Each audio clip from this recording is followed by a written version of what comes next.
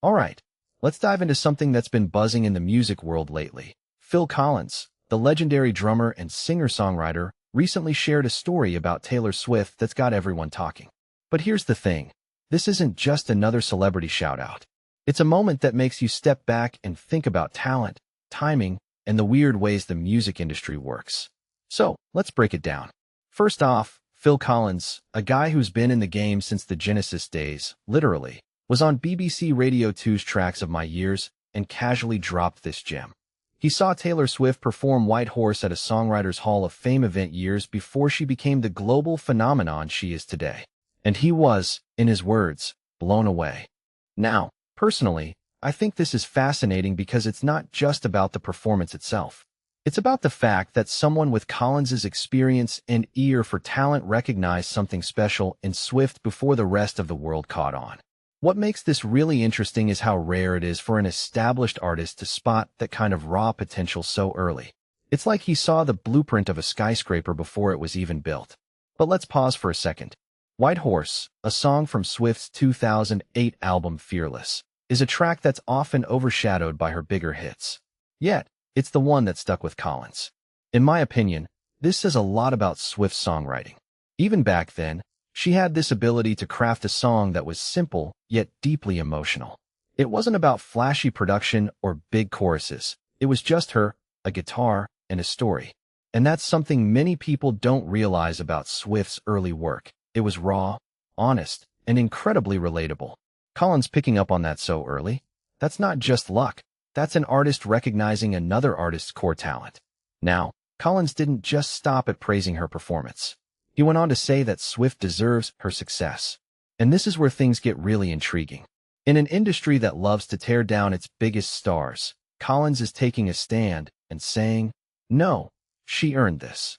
From my perspective, this is a bigger commentary on how we perceive success. It's easy to write off someone's achievements as luck or industry manipulation, but Collins is reminding us that Swift's rise wasn't an accident. She worked for it, and he saw the seeds of that work ethic years ago. What this really suggests is that there's a thread connecting artists across generations. Collins, a guy who improvised 80% of In the Air Tonight, a song that's become iconic, sees something of himself in Swift's approach. Both of them are storytellers at their core, and both have this ability to turn personal moments into universal anthems. One thing that immediately stands out is how Collins describes In the Air Tonight as a product of luck and good fortune. But if you take a step back and think about it, that's just humility talking. Both he and Swift have this knack for making their craft look effortless, even when it's anything but. This raises a deeper question. How often do we overlook the artists who are quietly laying the groundwork for something massive? Swift's success didn't happen overnight. And Collins's story is a reminder that there were people who believed in her long before the rest of us did. A detail I find fascinating is how Collins's induction into the Rock and Roll Hall of Fame as a solo artist this year overlaps with this story. It's like the universe is drawing a line between two artists who, despite their different eras and genres, share a similar DNA. So what's the takeaway here? Personally, I think it's this. Talent is timeless, and real artists recognize it in each other.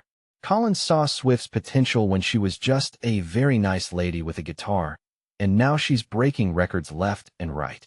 But more importantly, his story challenges us to look beyond the headlines and see the work, the passion, and the artistry that goes into making someone the hugest thing in the world. It's not just about the fame. It's about the moments that lead up to it. And that, my friends, is what makes this story so much more than just another celebrity endorsement. It's a reminder that greatness is often spotted long before the world takes notice.